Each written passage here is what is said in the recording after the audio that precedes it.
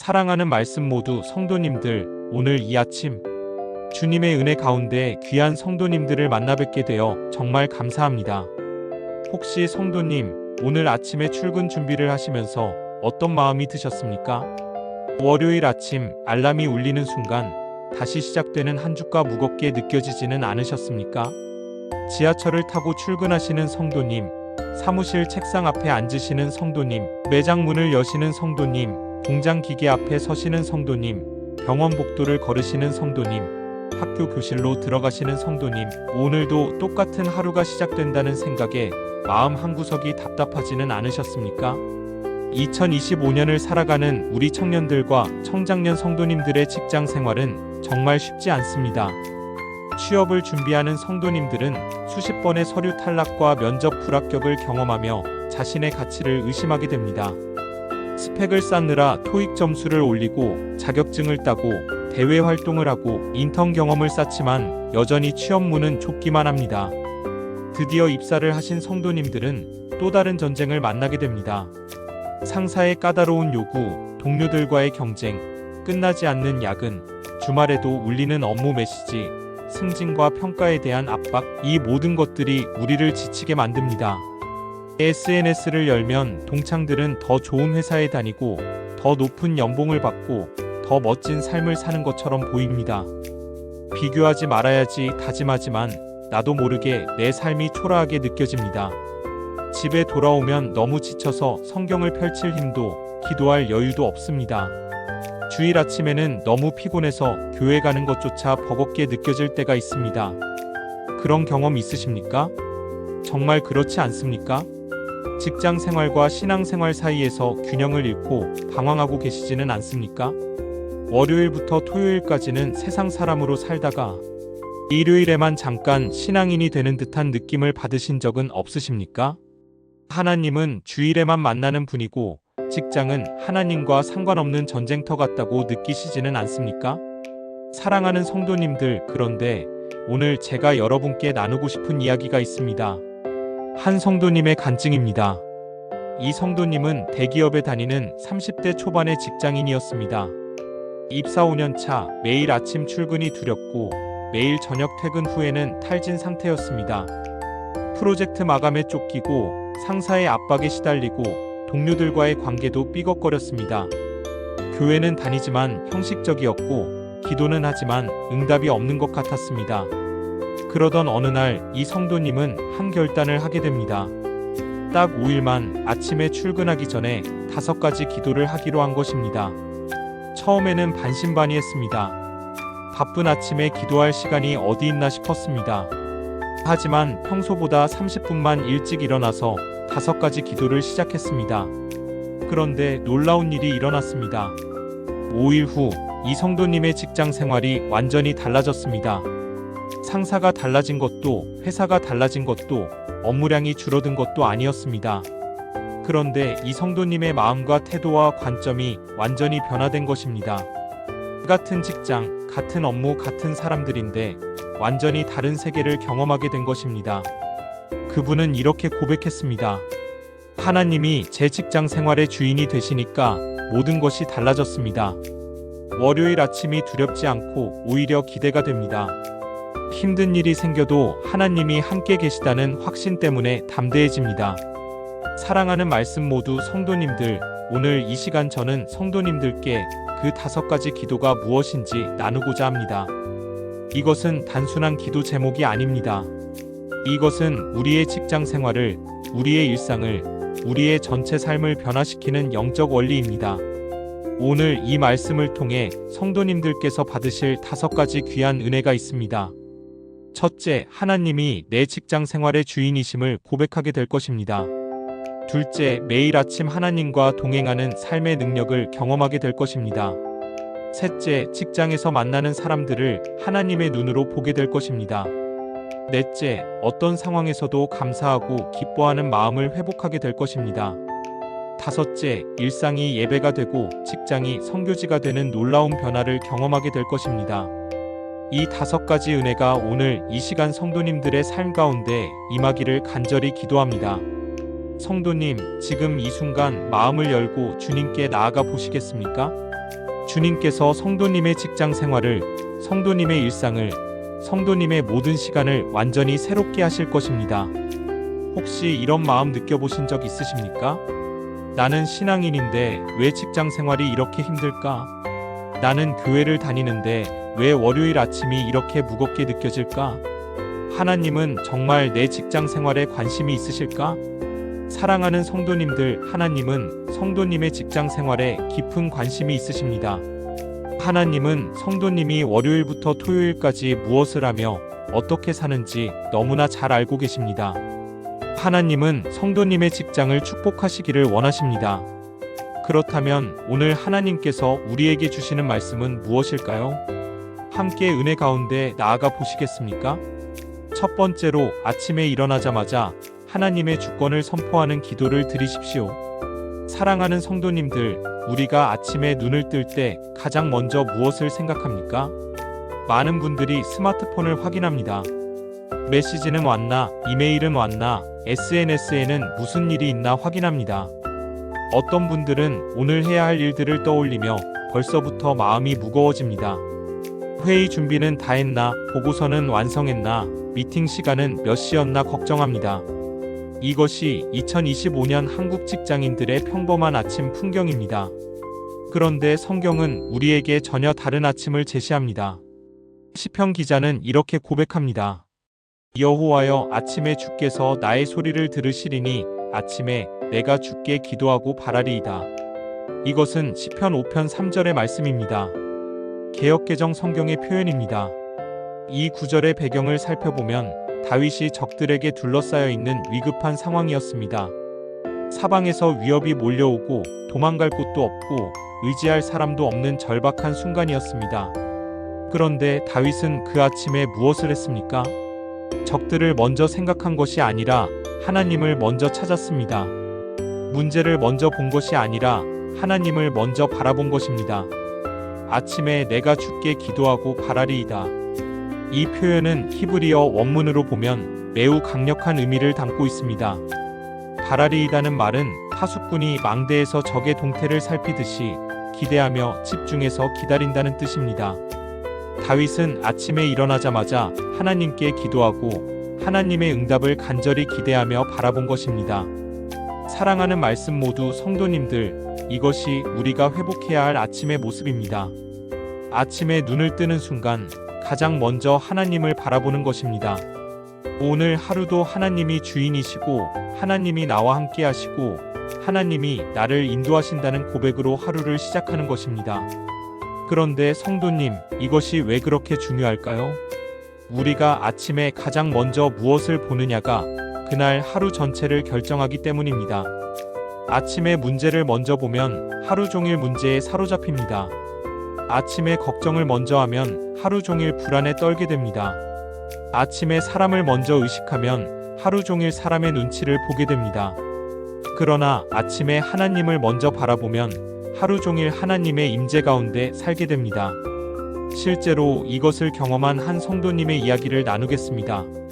김 집사님은 대형마트에서 매니저로 일하시는 40대 초반의 성도님이셨습니다. 매일 아침 6시에 출근해서 저녁 10시에 퇴근하는 고된 일정이었습니다. 직원들 관리, 고객 응대, 매출 압박, 본사 보고 등 스트레스가 이만저만이 아니었습니다. 특히 월요일 아침은 지옥 같았습니다. 한 주가 시작된다는 생각만으로도 숨이 막혔습니다. 그러던 중 이 말씀을 듣고 실천하기로 결단했습니다. 매일 아침 알람이 울리면 침대에서 일어나기 전에 먼저 이렇게 기도하기 시작했습니다. 하나님 아버지, 오늘도 제 삶의 주인은 하나님이십니다. 오늘 하루도 하나님이 저와 함께 하십니다. 오늘 제가 만날 모든 사람과 모든 상황 가운데 하나님이 역사하십니다. 오늘 하루를 하나님께 드립니다. 이 짧은 기도를 드리고 일어나기 시작했습니다. 처음에는 큰 변화가 없는 것 같았습니다. 그런데 3일째 되던 날 놀라운 일이 일어났습니다. 평소 같으면 짜증났을 고객의 불평에 차분하게 대응하는 자신을 발견했습니다.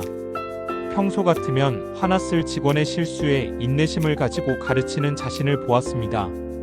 평소 같으면 무너졌을 본사의 압박에도 담대하게 대처하는 자신을 경험했습니다. 무엇이 달라진 걸까요? 상황은 하나도 달라지지 않았습니다. 고객은 여전히 까다로웠고, 직원은 여전히 실수했고, 본사는 여전히 압박했습니다. 그런데 이 성도님의 마음이 완전히 달라진 것입니다. 아침에 하나님의 주권을 선포하니까 하루 종일 하나님이 함께 계시다는 확신이 있었습니다. 그 확신이 모든 상황을 다르게 보게 만들었습니다. 까다로운 고객이 내가 섬겨야 할 하나님의 형상으로 보였습니다. 실수하는 직원이 내가 격려해야 할 하나님의 자녀로 보였습니다. 본사의 압박이 내가 성장할 수 있는 하나님의 훈련으로 보였습니다. 사랑하는 말씀 모두 성도님들, 이것이 아침 기도의 능력입니다. 아침에 하나님의 주권을 선포하면 하루 전체가 하나님의 통치 가운데 들어가게 됩니다. 그렇다면 우리는 구체적으로 어떻게 이 기도를 실천할 수 있을까요? 첫 단계, 알람을 평소보다 10분만 일찍 맞추십시오. 단 10분입니다. 10분이면 충분합니다. 10분 일찍 일어나는 것이 인생을 바꿉니다. 두 번째 단계, 눈을 뜨면 스마트폰을 보지 마시고 먼저 하나님께 기도하십시오. 침대에 누운 채로도 괜찮습니다. 하나님 아버지, 오늘도 제 삶의 주인은 하나님이십니다. 이렇게 고백하며 시작하십시오. 세 번째 단계, 오늘 하루 하나님께서 성도님과 함께 하신다는 약속을 선포하십시오. 신명기 31장 8절 말씀을 기억하십시오. 여호와께서 친히 너와 함께 가시며 너를 버리지 아니하시고 너를 떠나지 아니하시리니 너는 두려워하지 말라 놀라지 말라. 개역개정의 표현입니다. 이 말씀을 큰 소리로 선포하십시오. 네 번째 단계, 오늘 하루 일어날 일들을 하나님께 구체적으로 맡기십시오. 오늘 있을 회의, 오늘 만날 사람들, 오늘 해야 할 업무, 이 모든 것을 하나님께 올려드리십시오.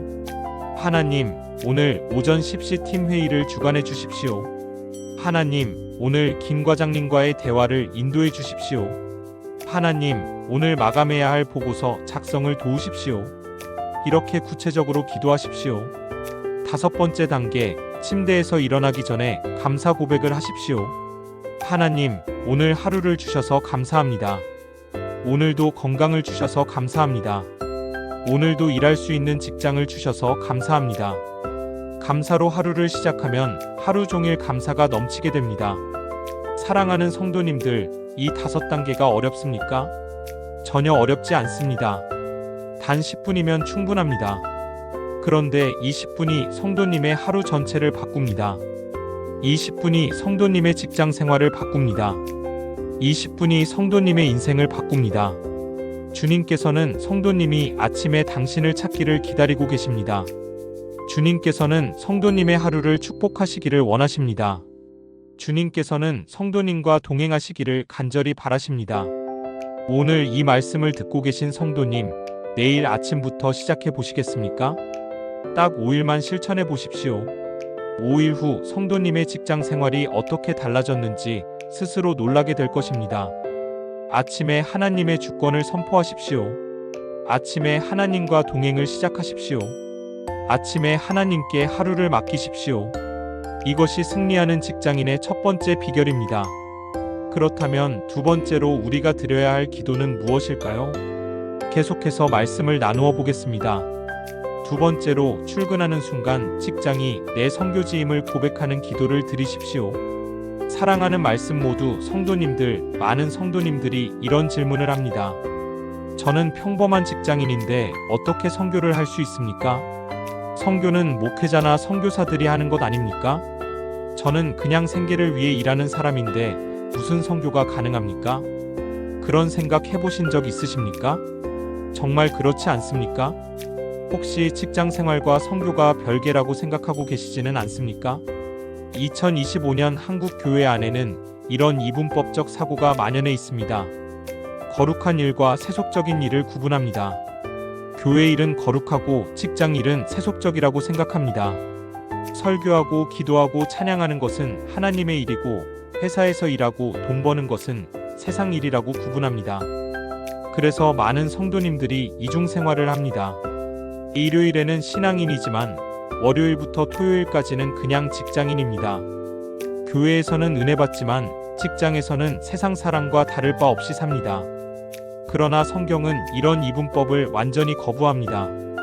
골로새서 3장 23절부터 24절 말씀을 함께 보겠습니다. 무슨 일을 하든지 마음을 다하여 주께 하듯 하고 사람에게 하듯 하지 말라. 이는 기업의 상을 주께 받을 줄 알미니 너희는 주 그리스도를 섬기느니라. 개역개정의 말씀입니다. 이 말씀의 배경을 보면 사도 바울이 골로새 교회 성도들에게 쓴 편지입니다. 당시 골로새는 로마 제국의 작은 도시였고 대부분의 성도들은 평범한 직업을 가진 사람들이었습니다. 농부, 장사치, 노예, 하급관리 이런 평범한 사람들이 교회를 이루고 있었습니다. 바울은 이들에게 무엇을 가르쳤습니까? 직장을 그만두고 전임 사역자가 되라고 했습니까? 아닙니다. 무슨 일을 하든지 마음을 다하여 주께 하듯 하라고 가르쳤습니다. 여기서 무슨 일이라는 표현이 중요합니다. 헬라어 원문에서는 판호 에암 포이에테라고 표현되는데 이것은 어떤 일이든지 무엇을 하든지 예외 없이 모든 일이라는 의미입니다. 설교하는 일, 기도하는 일만이 아니라 농사짓는 일, 장사하는 일, 청소하는 일, 서류 정리하는 일, 고객을 응대하는 일, 기계를 다루는 일 모든 일이 포함됩니다. 그리고 주께 하듯 하라고 명령합니다. 이것은 우리의 직장 생활 자체가 하나님을 섬기는 예배요, 하나님을 위한 선교라는 의미입니다. 사랑하는 성도님들, 이것이 우리가 회복해야 할 일상 신앙입니다. 직장이 곧 선교지입니다. 사무실이 곧 예배당입니다. 회의실이 곧 기도실입니다. 고객을 만나는 것이 곧 전도입니다. 동료와 일하는 것이 곧 제자 훈련입니다. 보고서를 작성하는 것이 곧 하나님께 드리는 제사입니다. 성도님의 책상이 바로 제단입니다. 성도님의 컴퓨터가 바로 찬양의 도구입니다. 성도님의 명함이 바로 선교사 신분증입니다. 이것을 깨달은 한 성도님의 놀라운 이야기를 나누겠습니다. 이 형제님은 IT 회사에서 프로그래머로 일하는 28세 청년이었습니다. 매일 컴퓨터 앞에 앉아서 코드를 작성하는 반복적인 일상이었습니다. 일은 재미있었지만 의미는 느껴지지 않았습니다. 그저 월급을 받기 위해 일하는 것 같았고 하나님과는 전혀 상관없는 세속적인 일처럼 느껴졌습니다. 교회는 열심히 다녔지만 직장 생활과는 완전히 분리되어 있었습니다. 그러던 중 이 말씀을 듣고 큰 깨달음을 얻었습니다. 내가 지금 하는 프로그래밍이 하나님께 드리는 예배가 될 수 있다는 것을 발견한 것입니다. 다음 날 아침 출근하면서 이렇게 기도했습니다. 하나님 아버지, 오늘 제가 가는 이 회사가 제 선교지입니다. 이 사무실이 제가 하나님을 섬기는 예배당입니다. 오늘 제가 작성할 모든 코드가 하나님을 위한 것입니다. 오늘 제가 만날 동료들이 하나님께서 제게 맡기신 양들입니다. 오늘 하루 이 선교지에서 하나님의 영광을 나타내게 하옵소서. 이 기도를 드리고 회사에 들어갔습니다. 그날부터 모든 것이 달라졌습니다. 코드를 작성할 때 이렇게 기도했습니다. 하나님, 이 코드가 사람들에게 유익이 되게 하소서. 이 프로그램이 누군가의 삶을 편리하게 만들게 하소서. 버그 없이 완벽하게 작동하게 하소서. 이것이 하나님께 드리는 최선의 작품이 되게 하소서. 동료를 만날 때도 달라졌습니다. 그냥 동료가 아니라 하나님께서 내게 맡기신 영혼으로 보기 시작했습니다. 힘들어하는 동료에게 진심으로 관심을 가지고 격려했습니다. 점심시간에 함께 식사하며 그들의 이야기를 경청했습니다. 어려움이 있을 때 함께 고민하고 도와주었습니다. 그러자 놀라운 일들이 일어나기 시작했습니다. 동료들이 하나하나 이 형제님께 마음을 열기 시작했습니다. 어떤 동료는 가정 문제를 털어놓았고 어떤 동료는 우울증으로 힘들어한다고 고백했습니다. 이 형제님은 그들을 위해 기도해 주었고 필요할 때는 교회로 초대했습니다.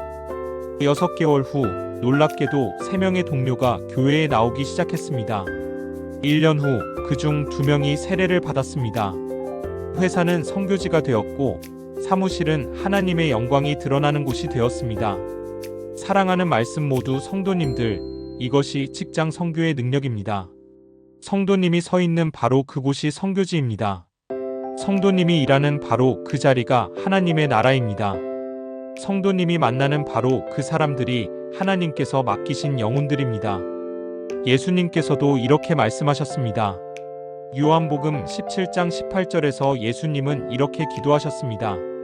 아버지께서 나를 세상에 보내신 것 같이 나도 그들을 세상에 보내었나이다. 개역개정의 표현입니다. 예수님께서 우리를 세상에 보내셨습니다. 어디로 보내셨습니까? 교회 건물 안으로만 보내신 것이 아닙니다. 세상으로, 직장으로, 학교로, 마을로, 시장으로, 사무실로, 공장으로, 병원으로, 바로 우리가 매일 가는 그곳으로 보내신 것입니다. 우리는 그곳에 파송된 선교사입니다. 월급을 받는 선교사입니다. 매일 출근하는 선교사입니다. 그렇다면 우리는 구체적으로 어떻게 이 사명을 실천할 수 있을까요? 첫 단계, 출근할 때 회사 건물 앞에서 잠깐 멈춰서서 기도하십시오. 하나님, 이곳이 제 선교지입니다. 오늘 이곳에서 하나님의 빛이 되게 하소서. 단 30초면 충분합니다. 하지만 이 30초가 성도님의 하루를 완전히 바꿉니다. 두 번째 단계, 책상에 앉으면 컴퓨터를 켜기 전에 짧게 기도하십시오. 하나님, 오늘 제 손으로 하는 모든 일이 하나님께 영광이 되게 하소서. 이 기도가 성도님의 업무에 하나님의 기름 부으심을 가져옵니다. 세 번째 단계, 동료나 고객을 만날 때마다 속으로 이렇게 기도하십시오. 하나님, 이 사람이 하나님의 형상으로 지음받은 귀한 영혼입니다. 이 사람을 사랑으로 대하게 하소서. 이 기도가 성도님의 태도를 완전히 바꿉니다. 네 번째 단계, 점심시간을 선교의 기회로 활용하십시오. 혼자 밥 먹지 마시고 동료와 함께 식사하십시오. 그들의 이야기를 들어주고 관심을 가져주고 격려해 주십시오. 말로 전도하지 않아도 성도님의 관심과 사랑이 그들에게 예수님을 전하게 됩니다. 다섯 번째 단계, 퇴근할 때 오늘 하루를 돌아보며 감사 기도를 드리십시오. 하나님, 오늘도 이 선교지에서 일할 수 있게 하셔서 감사합니다. 내일도 이곳에서 하나님의 증인 되게 하소서. 이렇게 하루를 마무리하십시오. 사랑하는 성도님들, 이 5단계가 어렵습니까? 전혀 어렵지 않습니다. 특별한 시간이나 노력이 필요한 것도 아닙니다. 그저 관점을 바꾸는 것입니다. 직장을 바라보는 시각을 바꾸는 것입니다. 일을 대하는 태도를 바꾸는 것입니다. 사람을 보는 눈을 바꾸는 것입니다. 성도님은 이미 선교사입니다. 성도님의 직장은 이미 선교지입니다. 성도님의 일은 이미 하나님을 위한 거룩한 사역입니다. 이것을 믿고 고백하십시오. 이것을 선포하고 실천하십시오. 그러면 성도님의 직장 생활이 완전히 새로워질 것입니다. 직장이 곧 선교지입니다. 직장이 곧 예배당입니다. 직장이 곧 하나님 나라의 확장입니다. 이것을 고백하며 출근하는 성도님이 되시기를 축복합니다. 그렇다면 세 번째로 우리가 드려야 할 기도는 무엇일까요? 계속해서 함께 나아가 보겠습니다. 세 번째로 어려운 상황이 닥칠 때마다 하나님의 도우심을 구하는 기도를 드리십시오. 사랑하는 말씀 모두 성도님들, 직장 생활을 하다 보면 예상치 못한 어려움들이 찾아옵니다. 갑자기 상사가 무리한 요구를 합니다. 갑자기 마감 기한이 앞당겨집니다. 갑자기 중요한 프레젠테이션을 맡게 됩니다. 갑자기 고객이 화를 내며 항의합니다. 갑자기 동료가 실수를 해서 그 뒤처리를 해야 합니다. 그런 경험 있으십니까? 정말 그렇지 않습니까? 혹시 그런 순간에 당황하고 두려워하고 화가 나고 좌절하신 적은 없으십니까? 2025년 한국의 직장 문화는 매우 빠르고 경쟁적입니다. 스타트업에서 일하는 성도님들은 매일이 위기입니다. 투자 유치, 제품 출시, 시장 경쟁, 하루하루가 생존의 문제입니다. 대기업에서 일하는 성도님들은 끊임없는 평가와 경쟁에 시달립니다. KPI 달성, 성과 평가, 승진 경쟁, 이 모든 것이 스트레스입니다. 자영업을 하시는 성도님들은 매출 걱정, 직원 관리, 세금 문제로 잠을 이루지 못합니다. 프리랜서로 일하시는 성도님들은 다음 달 수입이 보장되지 않는 불안 속에 삽니다. 이런 어려운 순간에 우리는 어떻게 해야 할까요? 대부분의 사람들은 자기 힘으로 해결하려고 애씁니다. 밤을 새워 일합니다. 커피를 마시며 버팁니다. 스트레스를 술로 풉니다. 불안을 쇼핑으로 달랩니다. 그러나 성경은 우리에게 전혀 다른 방법을 제시합니다. 시편 50편 15절 말씀을 보겠습니다. 환난 날에 나를 부르라. 내가 너를 건지리니 내가 나를 영화롭게 하리로다. 개역개정의 표현입니다. 이 말씀은 하나님께서 아삽에게 주신 약속입니다. 환난 날이라는 표현이 중요합니다. 히브리어 원문에서는 용차라라고 표현되는데 이것은 좁고 답답하고 숨막히는 날, 공경의 날, 위기의 날을 의미합니다. 바로 우리가 직장에서 경험하는 그런 순간들입니다. 하나님은 그런 날에 무엇을 하라고 하십니까? 나를 부르라고 하십니다. 그리고 약속하십니다. 내가 너를 건지리니. 이것은 단순한 위로가 아니라 확실한 약속입니다. 하나님께서 친히 우리를 건져주시겠다는 보증입니다. 그런데 많은 성도님들이 이 약속을 실천하지 않습니다. 왜 그럴까요? 기도해도 소용없을 것 같아서입니다. 하나님이 직장 문제까지 신경 쓰실까 의심하기 때문입니다. 기도하는 것보다 내가 직접 해결하는 게 빠를 것 같아서입니다. 그러나 이것은 불신앙입니다. 하나님은 우리의 모든 문제에 관심이 있으십니다. 아주 작은 문제부터 아주 큰 위기까지 모두 관심이 있으십니다. 실제로 이것을 경험한 한 성도님의 간증을 나누겠습니다. 박 자매님은 광고회사에서 일하는 32세 직장인이었습니다. 어느 날 갑자기 중요한 프레젠테이션을 맡게 되었습니다. 일주일 후에 대기업 고객 앞에서 광고 기획안을 발표해야 했습니다. 이 프로젝트가 성공하면 팀 전체가 승진하고 실패하면 모두가 책임을 져야 하는 중요한 순간이었습니다. 평소 같으면 밤새 준비하고 에너지 드링크를 마시며 버텼을 것입니다. 그런데 이번에는 달랐습니다. 환난 날에 나를 부르라는 말씀이 떠올랐습니다. 그래서 결단했습니다. 이번에는 하나님께 전적으로 의지해보자. 매일 아침 출근하기 전에 기도했습니다. 하나님, 이 프로젝트를 주관해 주십시오. 제 지혜가 아니라 하나님의 지혜를 주십시오. 제 능력이 아니라 하나님의 능력으로 하게 하십시오. 회의 중에도 막힐 때마다 속으로 기도했습니다. 하나님, 지금 아이디어가 필요합니다. 하나님, 지금 지혜가 필요합니다. 그러면 신기하게도 생각이 떠올랐습니다. 자료를 준비할 때도 기도했습니다. 하나님, 이 자료가 고객의 마음을 사로잡게 하소서. 하나님, 이 디자인이 그들의 눈에 매력적으로 보이게 하소서. 프레젠테이션 당일 아침 떨리는 마음으로 기도했습니다. 하나님, 오늘 제가 아니라 하나님께서 일하시게 하소서.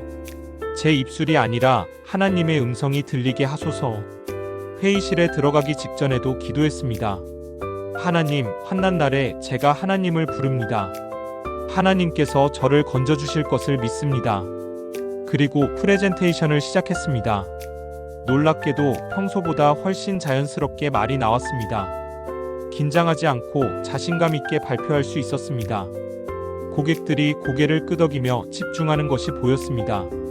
질문이 들어올 때마다 적절한 답변이 자연스럽게 나왔습니다. 결과는 대성공이었습니다.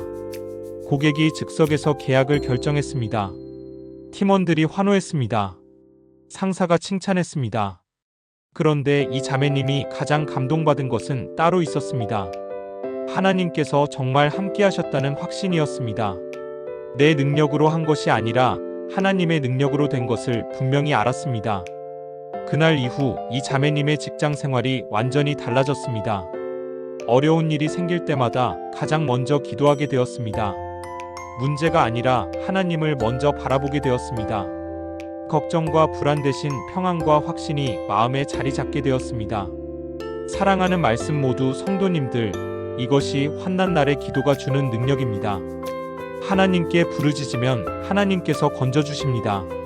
이것은 단순한 이론이 아니라 실제로 경험할 수 있는 살아있는 진리입니다. 야고보서 5장 13절도 이렇게 말씀합니다. 너희 중에 고난당하는 자가 있느냐? 그는 기도할 것이요. 즐거워하는 자가 있느냐? 그는 찬송할지니라. 개역개정의 표현입니다. 고난당할 때 무엇을 해야 합니까?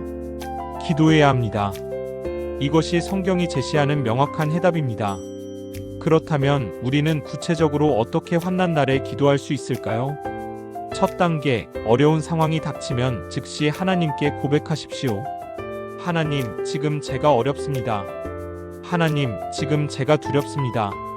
하나님, 지금 제가 막혔습니다. 솔직하게 고백하는 것이 기도의 시작입니다. 두 번째 단계, 구체적으로 필요한 것을 구하십시오. 지혜가 필요하면 지혜를 구하십시오. 용기가 필요하면 용기를 구하십시오. 인내가 필요하면 인내를 구하십시오. 아이디어가 필요하면 아이디어를 구하십시오. 하나님은 구체적인 기도에 구체적으로 응답하십니다. 세 번째 단계, 하나님의 약속을 선포하십시오. 환난 날에 나를 부르라, 내가 너를 건지리니. 이 약속을 큰 소리로 선포하십시오. 약속을 선포하면 믿음이 생깁니다. 믿음이 생기면 두려움이 사라집니다. 네 번째 단계, 감사를 먼저 고백하십시오. 아직 문제가 해결되지 않았어도 감사하십시오. 하나님, 이 문제를 해결해 주실 것을 미리 감사합니다. 하나님, 저를 건져 주실 것을 믿고 감사합니다. 감사는 믿음의 표현입니다. 감사하면 하나님이 일하십니다. 다섯 번째 단계, 평안을 선택하십시오. 빌립보서 4장 6절부터 7절 말씀처럼 아무것도 염려하지 말고 기도하십시오. 그러면 하나님의 평강이 마음을 지키십니다. 평안한 마음으로 일하면 더 좋은 결과가 나옵니다. 사랑하는 성도님들, 이 5단계를 실천해 보십시오. 어려운 상황이 기회로 바뀔 것입니다. 위기가 은혜의 통로로 변할 것입니다. 문제가 간증으로 바뀔 것입니다.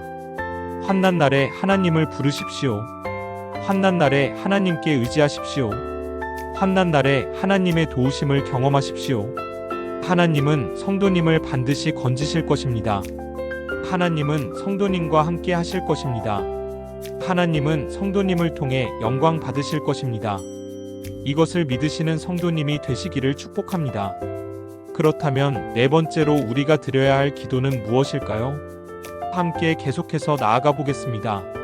네 번째로 사랑과의 관계에서 하나님의 사랑으로 대하게 해달라는 기도를 드리십시오. 사랑하는 말씀 모두 성도님들, 직장 생활에서 가장 힘든 것이 무엇입니까? 많은 분들이 이렇게 대답합니다. 업무가 힘든 것이 아니라 사람이 힘들다고 말합니다. 까다로운 상사, 경쟁하는 동료, 불평하는 고객, 이런 사람들 때문에 직장이 지옥 같다고 고백합니다. 그런 경험 있으십니까? 정말 그렇지 않습니까? 혹시 출근할 때 특정 사람을 만나는 것이 두렵거나 불편하신 적은 없으십니까? 2025년 한국 사회는 관계의 위기를 겪고 있습니다. 젊은 세대는 사회적 고립을 경험합니다. 혼밥, 혼술, 혼영이 일상화되었습니다. 직장에서도 깊은 관계를 맺지 못하고 표면적인 관계만 유지합니다.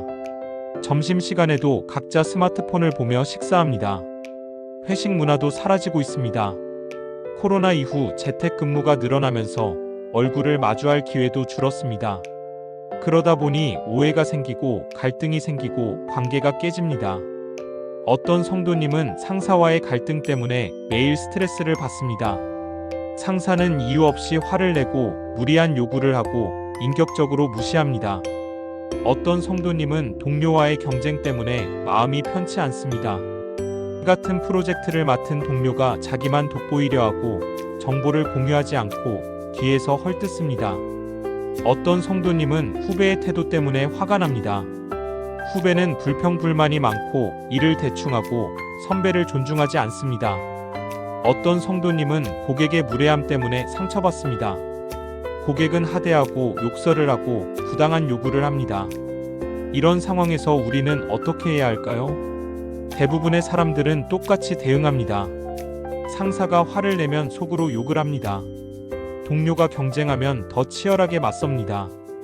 후배가 건방지면 혼을 내줍니다. 고객이 무례하면 최소한만 응대합니다. 그러나 성경은 우리에게 전혀 다른 방법을 제시합니다. 마태복음 5장 43절부터 44절 말씀을 보겠습니다. 또 내 이웃을 사랑하고 내 원수를 미워하라 하였다는 것을 너희가 들었으나 나는 너희에게 이르노니 너희 원수를 사랑하며 너희를 박해하는 자를 위하여 기도하라. 개역개정의 표현입니다. 이 말씀은 예수님께서 산상수훈에서 하신 가르침입니다. 당시 유대인들은 이웃은 사랑하되 원수는 미워하는 것이 당연하다고 생각했습니다. 실제로 구약 율법도 이웃 사랑을 강조했지만 원수 사랑까지 명령하지는 않았습니다. 그런데 예수님은 완전히 새로운 차원의 가르침을 주십니다. 원수를 사랑하라. 박해하는 자를 위해 기도하라. 이것은 인간의 본성으로는 절대 불가능한 명령입니다. 누가 자기를 미워하는 사람을 사랑할 수 있습니까? 누가 자기를 괴롭히는 사람을 위해 기도할 수 있습니까? 그런데 예수님은 그것을 명령하십니다. 왜 그럴까요? 45절을 보면 이유가 나옵니다. 이같이 한즉 하늘에 계신 너희 아버지의 아들이 되리니 우리가 하나님의 자녀이기 때문입니다. 하나님은 원수까지도 사랑하시는 분이십니다. 하나님은 의인이나 불의한 자나 모두에게 햇빛을 주시고 비를 내리십니다. 우리도 하나님의 자녀로서 그런 사랑을 실천해야 한다는 것입니다. 사랑하는 성도님들, 이것이 우리가 회복해야 할 관계의 원리입니다.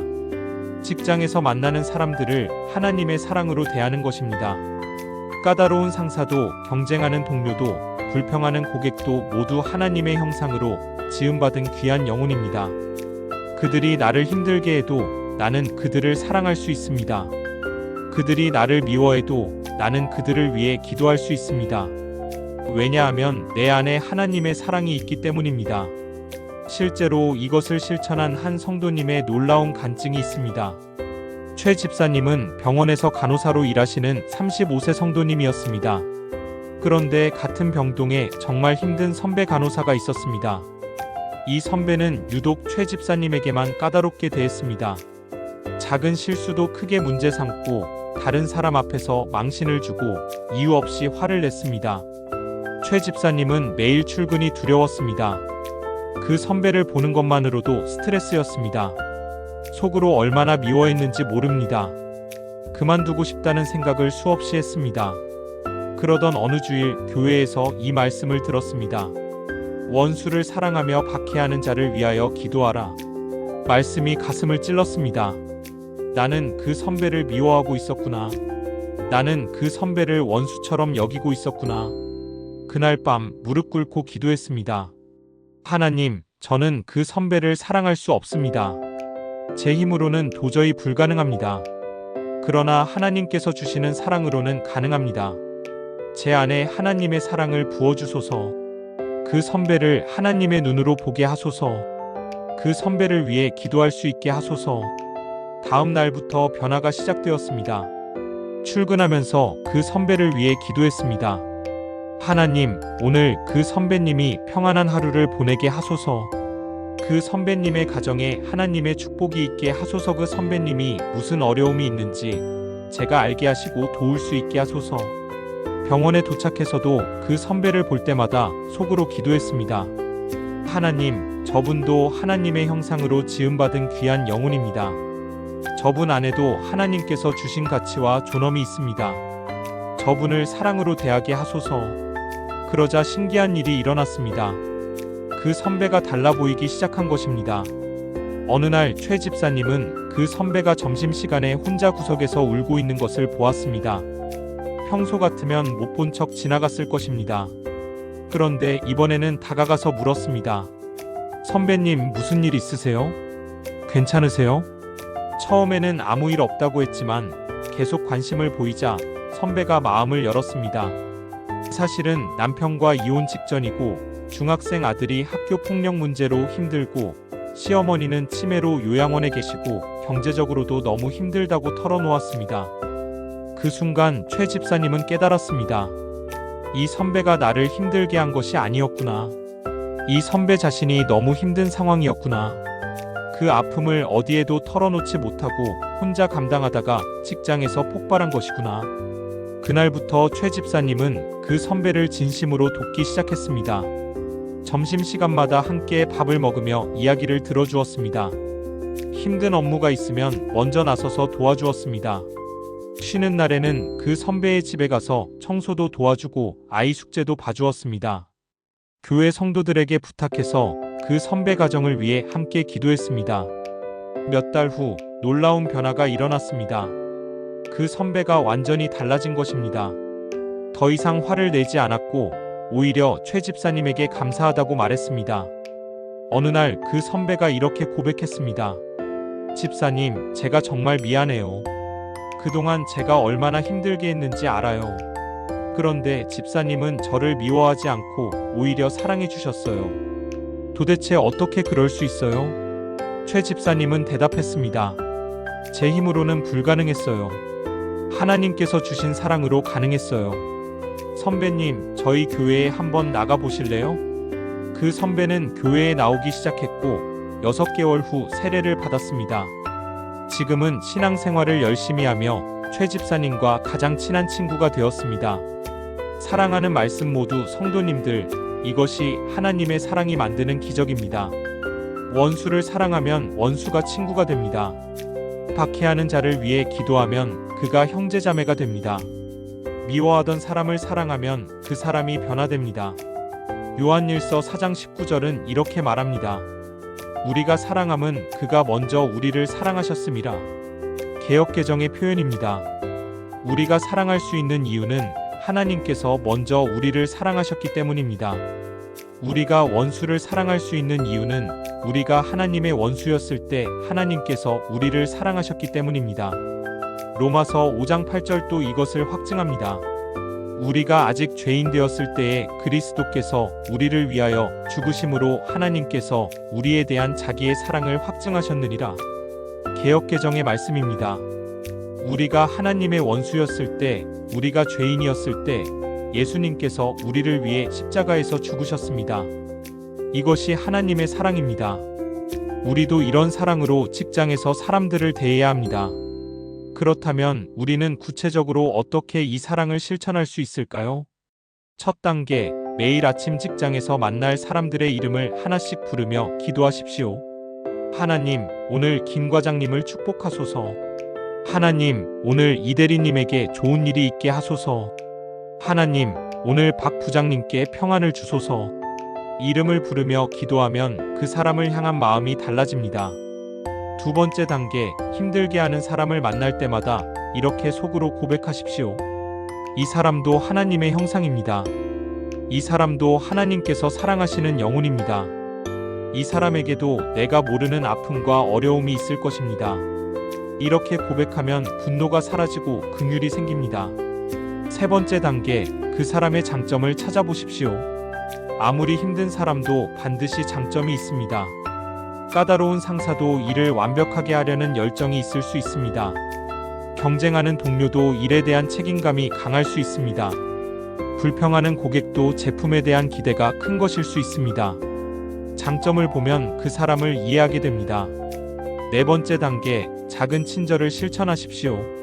커피 한 잔 사주기, 칭찬 한마디 건네기, 미소로 인사하기, 이런 작은 친절이 관계를 바꿉니다. 특히 나를 힘들게 하는 사람에게 먼저 친절을 베풀어 보십시오. 로마서 12장 20절 말씀처럼 내 원수가 줄이거든 먹이고 목마르거든 마시게 하라고 하십니다. 악을 선으로 이기는 것입니다. 다섯 번째 단계, 그 사람을 위해 지속적으로 기도하십시오. 일주일만 기도하고 그치지 마십시오. 한 달, 두 달, 석 달 계속 기도하십시오. 기도하다 보면 어느새 그 사람에 대한 마음이 완전히 변해 있을 것입니다. 미움이 사라지고 사랑이 생길 것입니다. 분노가 사라지고 긍휼이 생길 것입니다. 원망이 사라지고 감사가 생길 것입니다. 사랑하는 성도님들, 이 5단계를 실천해 보십시오. 직장에서의 관계가 완전히 달라질 것입니다. 원수가 친구가 될 것입니다. 갈등이 화해로 바뀔 것입니다. 미움이 사랑으로 변할 것입니다. 하나님의 사랑으로 사람을 대하십시오. 하나님의 눈으로 사람을 바라보십시오. 하나님의 마음으로 사람을 품으십시오. 그러면 성도님의 직장이 사랑의 공동체가 될 것입니다. 성도님의 일터가 하나님 나라가 될 것입니다. 성도님을 통해 하나님의 영광이 드러날 것입니다. 이것을 믿고 실천하시는 성도님이 되시기를 축복합니다. 그렇다면 마지막 5번째로 우리가 드려야 할 기도는 무엇일까요? 함께 마지막 말씀을 나누어 보겠습니다. 5번째로 하루를 마무리하며 모든 것을 감사하는 기도를 드리십시오. 사랑하는 말씀 모두 성도님들, 하루 일과를 마치고 집에 돌아왔을 때 어떤 마음이 드십니까? 많은 분들이 지쳐서 아무것도 하고 싶지 않다고 말합니다. 소파에 누워서 TV를 보거나 스마트폰을 하다가 잠이 듭니다. 하루를 돌아볼 여유도 하나님께 감사할 마음도 없습니다. 그저 빨리 씻고 자고 내일을 위해 체력을 회복하고 싶을 뿐입니다. 그런 경험 있으십니까? 정말 그렇지 않습니까? 혹시 하루를 마무리하며 불평과 후회만 가득한 적은 없으십니까? 2025년 한국 사회는 감사가 사라진 사회입니다. 모든 것이 당연하게 여겨집니다. 직장이 있는 것, 월급을 받는 것, 건강한 것, 가족이 있는 것, 이 모든 것이 당연하게 느껴집니다. 오히려 불평이 가득합니다. 연봉이 적다고, 승진이 늦다고, 상사가 싫다고, 동료가 이상하다고, 고객이 까다롭다고 불평합니다. SNS를 보면 다른 사람들은 더 좋은 삶을 사는 것 같아서 내 삶이 초라해 보입니다. 비교하고, 부러워하고, 불만족하고, 감사를 잃어버립니다. 그러나 성경은 우리에게 전혀 다른 삶의 태도를 제시합니다. 데살로니가전서 5장 16절부터 18절 말씀을 보겠습니다. 항상 기뻐하라, 쉬지 말고 기도하라, 범사에 감사하라, 이것이 그리스도 예수 안에서 너희를 향하신 하나님의 뜻이니라. 개역개정의 표현입니다. 이 말씀은 사도 바울이 데살로니가 교회 성도들에게 쓴 편지의 마지막 부분입니다. 바울은 이 편지에서 성도들이 어떻게 살아야 하는지 구체적인 지침을 주었는데 그 절정이 바로 이 세 가지 명령입니다. 항상 기뻐하라, 쉬지 말고 기도하라, 범사에 감사하라. 특히 범사에 감사하라는 명령이 중요합니다. 범사라는 말은 헬라어로 엠판티라고 표현되는데 이것은 모든 일에, 모든 상황에 예외 없이 모든 것에라는 의미입니다. 좋은 일만이 아니라 나쁜 일에도 감사하라는 것입니다. 성공했을 때만이 아니라 실패했을 때도 감사하라는 것입니다. 기쁠 때만이 아니라 슬플 때도 감사하라는 것입니다. 이것이 가능할까요? 인간적으로는 불가능합니다. 그런데 그리스도 예수 안에서는 가능합니다. 왜냐하면 모든 것이 합력하여 선을 이루시는 하나님을 믿기 때문입니다. 로마서 8장 28절 말씀처럼 우리가 알거니와 하나님을 사랑하는 자, 곧 그의 뜻대로 부르심을 입은 자들에게는 모든 것이 합력하여 선을 이루느니라고 약속하셨습니다. 개역개정의 표현입니다. 지금은 힘들고 어렵고 이해되지 않아도 하나님께서 결국 선을 이루실 것이기 때문에 감사할 수 있습니다. 실제로 이것을 경험한 한 성도님의 감동적인 간증이 있습니다. 정 형제님은 중소기업에서 영업사원으로 일하는 29세 청년이었습니다. 매일 고객을 찾아다니며 제품을 팔아야 하는 힘든 일이었습니다. 거절당하는 것이 일상이었고 실적 압박이 심했고 미래가 불안했습니다. 하루하루가 전쟁 같았고 저녁마다 지친 몸으로 집에 돌아왔습니다. 그러던 어느 날 교회 수요 예배에서 이 말씀을 들었습니다. 범사에 감사하라. 말씀이 마음에 꽂혔습니다. 나는 감사가 없구나. 나는 불평만 하고 있구나. 그날 밤 결단했습니다. 오늘부터 하루를 마무리할 때 감사 기도를 드리자. 무슨 일이 있어도 감사를 찾아서 기도하자. 다음 날부터 실천하기 시작했습니다. 첫날은 쉽지 않았습니다. 그날도 고객 3곳을 방문했는데 모두 거절당했습니다. 상사에게 혼도 났고 점심도 제대로 못 먹었고 교통사고가 날 뻔한 일도 있었습니다. 집에 돌아와서 침대에 누웠는데 감사할 것이 하나도 없는 것 같았습니다. 그래도 억지로라도 찾아보기로 했습니다. 하나님, 오늘 3곳에서 거절당했지만 새로운 고객을 만날 수 있어서 감사합니다. 하나님, 상사에게 혼났지만 제 부족한 점을 배울 수 있어서 감사합니다. 하나님, 점심을 제대로 못 먹었지만 저녁에 맛있게 먹을 수 있어서 감사합니다. 하나님, 교통사고가 날 뻔했지만 보호해 주셔서 감사합니다. 이렇게 하나하나 감사를 찾아 기도했습니다. 신기하게도 기도를 마치고 나니 마음이 평안해졌습니다. 아까까지 짜증나고 화났던 일들이 감사로 바뀌었습니다. 둘째 날도 마찬가지로 실천했습니다. 그날도 별로 좋은 일이 없었지만 감사를 찾아 기도했습니다. 하나님, 오늘 비가 와서 영업이 힘들었지만 더위를 식혀주셔서 감사합니다. 하나님, 계약이 성사되지 않았지만 경험을 쌓게 하셔서 감사합니다. 셋째 날, 넷째 날, 다섯째 날 계속 실천했습니다. 그러자 놀라운 변화가 일어나기 시작했습니다. 일주일 후, 이 형제님의 관점이 완전히 달라졌습니다. 똑같은 상황인데 전혀 다르게 보이기 시작한 것입니다. 고객의 거절이 실패가 아니라 배움의 기회로 보였습니다. 상사의 질책이 비난이 아니라 성장의 기회로 보였습니다. 힘든 영업이 고생이 아니라 훈련의 기회로 보였습니다. 아침에 일어날 때도 달라졌습니다. 예전에는 하루가 무겁게 느껴졌는데 이제는 오늘은 무엇을 감사하게 될까 기대가 되었습니다. 출근할 때도 달라졌습니다. 예전에는 억지로 끌려가듯 출근했는데 이제는 오늘도 하나님께서 좋은 일 주실 것이라는 기대감으로 출근했습니다. 일할 때도 달라졌습니다. 예전에는 의무감으로 일했는데 이제는 감사함으로 일하게 되었습니다. 그러자 실적도 달라졌습니다. 한 달 후, 이 형제님의 영업 실적이 부서 1위가 되었습니다. 상사가 놀라며 물었습니다. 정대리, 요즘 무슨 일 있어요? 완전히 사람이 달라진 것 같은데요? 이전에는 힘들어하고 불평하던 사람이 이제는 항상 밝고 긍정적으로 변했어요. 비결이 뭐예요? 정 형제님은 대답했습니다. 감사입니다. 매일 저녁 감사 기도를 드리기 시작했더니 모든 것이 달라졌습니다. 부장님도 한번 해보세요.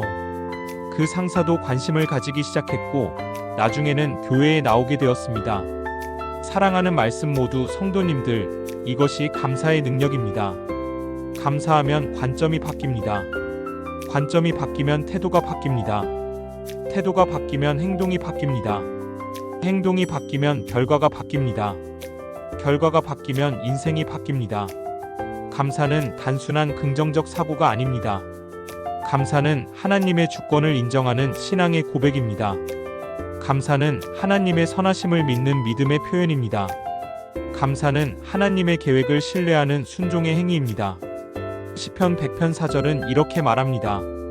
감사함으로 그의 문에 들어가며 찬송함으로 그의 궁정에 들어가서 그에게 감사하며 그의 이름을 송축할지어다. 개역개정의 표현입니다.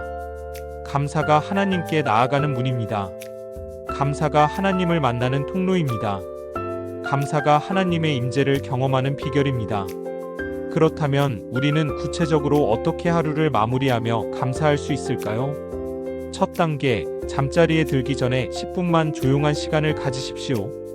TV를 끄고 스마트폰을 내려놓고 오늘 하루를 돌아보는 시간을 가지십시오. 단 10분입니다. 그런데 이 10분이 성도님의 내일을 바꿉니다.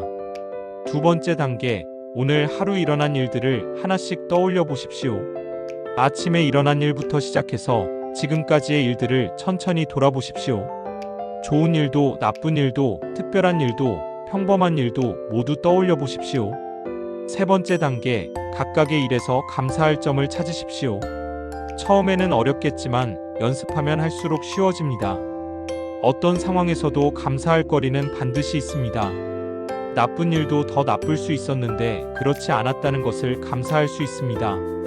네 번째 단계, 감사한 것들을 하나님께 고백하며 기도하십시오.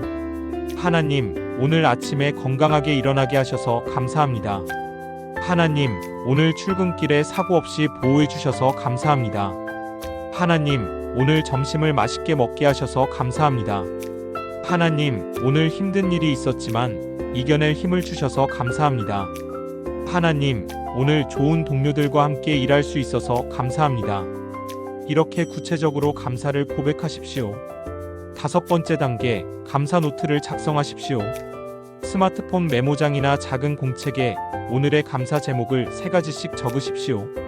매일 3가지씩 적으면 1년에 1095가지의 감사가 쌓입니다. 나중에 힘들 때 이 감사 노트를 보면 큰 위로와 힘이 됩니다. 사랑하는 성도님들, 이 5단계를 실천해 보십시오. 딱 5일만 실천해 보십시오. 5일 후 성도님의 마음이 어떻게 달라졌는지 스스로 놀라게 될 것입니다. 불평이 감사로 바뀔 것입니다. 불만이 만족으로 바뀔 것입니다. 비교가 축복 인식으로 바뀔 것입니다. 범사에 감사하십시오. 항상 기뻐하십시오. 쉬지 말고 기도하십시오. 이것이 그리스도 예수 안에서 성도님을 향하신 하나님의 뜻입니다. 하루를 마무리하며 감사하십시오. 잠들기 전에 하나님께 감사하십시오. 내일 아침에도 감사로 시작하십시오. 그러면 성도님의 직장 생활이 감사로 가득할 것입니다. 성도님의 마음이 기쁨으로 넘칠 것입니다. 성도님의 삶이 하나님의 영광으로 빛날 것입니다. 이것을 믿고 실천하시는 성도님이 되시기를 축복합니다. 사랑하는 말씀 모두 성도님들, 오늘 우리가 함께 나눈 5가지 기도를 다시 한번 마음에 새겨보겠습니다. 첫째, 아침에 일어나자마자 하나님의 주권을 선포하는 기도를 드리십시오. 오늘도 제 삶의 주인은 하나님이시고 하나님께서 저와 함께 하시며 하나님께서 저를 인도하신다는 고백으로 하루를 시작하십시오. 둘째, 출근하는 순간 직장이 내 선교지임을 고백하는 기도를 드리십시오. 성도님이 서 있는 그곳이 바로 하나님의 나라요. 성도님이 만나는 그 사람들이 바로 하나님께서 맡기신 영혼들이라는 것을 기억하십시오. 셋째, 어려운 상황이 닥칠 때마다 하나님의 도우심을 구하는 기도를 드리십시오. 환난 날에 하나님을 부르면 하나님께서 반드시 건져주신다는 약속을 붙들고 담대히 나아가십시오. 넷째, 사랑과의 관계에서 하나님의 사랑으로 대하게 해달라는 기도를 드리십시오. 원수까지도 사랑하시는 하나님의 마음으로 직장 동료들을 대하며 그들을 위해 기도하고 섬기십시오. 다섯째, 하루를 마무리하며 모든 것을 감사하는 기도를 드리십시오. 범사에 감사하며 좋은 일에도 나쁜 일에도 하나님의 선하심을 발견하고 고백하십시오. 이 5가지 기도가 성도님의 직장 생활을 완전히 새롭게 할 것입니다. 이 5가지 기도가 성도님의 삶을 변화시킬 것입니다. 이 5가지 기도가 성도님의 영혼을 회복시킬 것입니다. 사랑하는 성도님들, 오늘 말씀을 듣고 계시는 모든 분들께 간절히 권면합니다. 오늘부터, 아니 내일 아침부터 이 5가지 기도를 실천해 보십시오. 딱 5일만 실천해 보십시오. 5일이면 충분합니다. 5일 후 성도님의 직장 생활이 어떻게 달라졌는지 스스로 놀라게 될 것입니다. 처음 간증해 드렸던 그 성도님처럼 말입니다. 그분도 딱 5일 동안 이 기도를 실천했습니다. 그런데 5일 후 모든 것이 달라졌습니다. 상사가 달라진 것이 아니었습니다. 회사가 달라진 것이 아니었습니다. 업무가 달라진 것이 아니었습니다. 그분 자신이 달라진 것입니다. 그분의 마음이 달라졌습니다. 그분의 관점이 달라졌습니다. 그분의 태도가 달라졌습니다. 하나님께서 그분의 삶에 역사하신 것입니다. 성도님, 이것은 특별한 사람에게만 일어나는 일이 아닙니다. 이것은 이 말씀을 믿고 실천하는 모든 사람에게 일어나는 일입니다. 성도님도 경험할 수 있습니다. 성도님의 직장 생활도 변화될 수 있습니다. 성도님의 삶도 새로워질 수 있습니다. 그런데 한 가지 조건이 있습니다. 그것은 실천입니다. 말씀을 듣기만 해서는 아무것도 변하지 않습니다. 말씀을 실천해야 합니다. 야고보서 1장 22절은 이렇게 말합니다. 너희는 말씀을 행하는 자가 되고 듣기만 하여 자신을 속이는 자가 되지 말라. 개역개정의 표현입니다. 말씀을 듣기만 하고 행하지 않으면 자신을 속이는 것입니다. 거울을 보고 나서 돌아서면 자기 모습을 잊어버리는 사람과 같습니다. 그러나 말씀을 듣고 행하면 복을 받습니다. 25절을 보면 온전한 율법 곧 자유의 율법을 들여다보고 있는 자는 듣고 잊어버리는 자가 아니요 실천하는 자니 이 사람은 그 행하는 일에 복을 받으리라고 약속하십니다. 개역개정의 말씀입니다. 말씀을 실천하는 자가 복을 받습니다. 성도님, 오늘 이 말씀을 실천하시겠습니까? 내일 아침부터 시작하시겠습니까? 알람을 평소보다 10분만 일찍 맞추시겠습니까? 눈을 뜨자마자 하나님의 주권을 선포하시겠습니까? 출근하면서 직장이 선교지임을 고백하시겠습니까? 어려운 일이 생길 때 하나님께 부르짖으시겠습니까? 힘든 사람을 만날 때 하나님의 사랑으로 대하시겠습니까? 하루를 마무리하며 범사에 감사하시겠습니까? 이 5가지를 실천하시겠습니까? 만약 그렇다면 오늘 이 자리에서 하나님 앞에 결단하십시오. 하나님, 내일부터 5일 동안 이 5가지 기도를 실천하겠습니다. 제 힘으로는 부족하지만 하나님께서 도우실 것을 믿습니다. 제 직장 생활을 주관하소서. 제 삶을 변화시켜 주소서. 이렇게 기도하며 결단하십시오. 사랑하는 말씀 모두 성도님들, 하나님은 살아계십니다. 하나님은 지금도 일하고 계십니다. 하나님은 성도님의 직장 생활에 깊은 관심이 있으십니다. 하나님은 성도님의 일상을 축복하기를 원하십니다. 하나님은 성도님과 동행하기를 간절히 바라십니다. 성도님이 아침에 하나님을 찾으면 하나님께서 만나주십니다. 성도님이 직장을 선교지로 여기면 하나님께서 그곳을 축복하십니다. 성도님이 환난날에 부르면 하나님께서 건져주십니다. 성도님이 사랑으로 사람을 대하면 하나님께서 관계를 회복시켜 주십니다. 성도님이 범사에 감사하면 하나님께서 기쁨을 주십니다. 이것은 단순한 이론이 아닙니다. 이것은 검증된 진리입니다. 수많은 성도님들이 이미 경험했습니다. 지금도 전 세계 곳곳에서 이 원리를 실천하며 승리하는 성도님들이 있습니다. 성도님도 그 대열에 합류하시기를 바랍니다. 성도님도 이 축복을 경험하시기를 바랍니다. 성도님도 변화된 삶을 사시기를 바랍니다. 그리고 이것을 기억하십시오. 성도님 혼자가 아닙니다. 하나님께서 함께 하십니다. 예수님께서 동행하십니다. 성령님께서 도우십니다. 마태복음 28장 20절에서 예수님께서 약속하셨습니다. 볼지어다 내가 세상 끝날까지 너희와 항상 함께 있으리라. 개역개정의 표현입니다. 예수님께서 항상 함께 하십니다. 출근할 때도 일할 때도 회의할 때도 고객을 만날 때도 동료와 대화할 때도 퇴근할 때도 항상 함께 하십니다. 혼자가 아닙니다. 주님께서 함께 하십니다. 그러니 두려워하지 마십시오. 담대히 나아가십시오. 내일 아침부터 새로운 시작을 하십시오. 5일 동안 이 기도를 실천하십시오. 그리고 5일 후 어떤 변화가 있었는지 간증해 주십시오. 교회 성도님들과 나누십시오. 가족들에게 말씀하십시오. 직장 동료들에게도 전해 주십시오. 하나님께서 성도님의 삶에 어떻게 역사하셨는지 증거하십시오. 그것이 또 다른 사람들에게 힘과 용기가 될 것입니다. 그것이 하나님께 영광이 될 것입니다. 사랑하는 성도님들, 이제 오늘 말씀을 마무리하겠습니다. 오늘 우리는 직장 생활을 변화시키는 5가지 아침 기도에 대해 나누었습니다. 이것은 단순한 기도 제목이 아니라 삶을 변화시키는 영적 원리입니다. 이것을 실천하면 성도님의 직장이 예배당이 되고, 업무가 예배가 되고, 동료들이 형제자매가 되고, 매일이 감사가 됩니다. 월요일 아침이 더 이상 두렵지 않고 오히려 기대가 됩니다. 직장이 더 이상 전쟁터가 아니라 하나님 나라의 확장지가 됩니다. 일이 더 이상 고통이 아니라 하나님을 섬기는 기쁨이 됩니다. 이 모든 것이 가능합니다. 하나님께서 가능하게 하십니다. 성도님이 순종하면 하나님께서 역사하십니다. 성도님이 믿음으로 나아가면 하나님께서 길을 여십니다. 성도님이 기도하면 하나님께서 응답하십니다. 오늘도 이 귀한 시간 함께 해주신 모든 사랑하는 말씀 모두 성도님들께 진심으로 감사드립니다. 이 말씀이 성도님들의 마음에 깊이 새겨지기를 기도합니다. 이 말씀이 성도님들의 삶을 변화시키기를 기도합니다. 이 말씀이 성도님들의 직장을 축복하기를 기도합니다. 오늘 말씀이 은혜가 되셨다면 좋아요를 눌러주시고 댓글로 성도님의 감사와 기도 제목을 나눠주세요. 성도님의 직장 생활에 어떤 어려움이 있는지, 어떤 기도 제목이 있는지 나눠주시면 함께 기도하겠습니다. 주님 안에서 서로 기도하며 격려하며 함께 성장하는 아름다운 공동체가 되기를 소망합니다. 또한 이 영상이 다른 분들에게도 도움이 될 것 같다면 공유해 주십시오.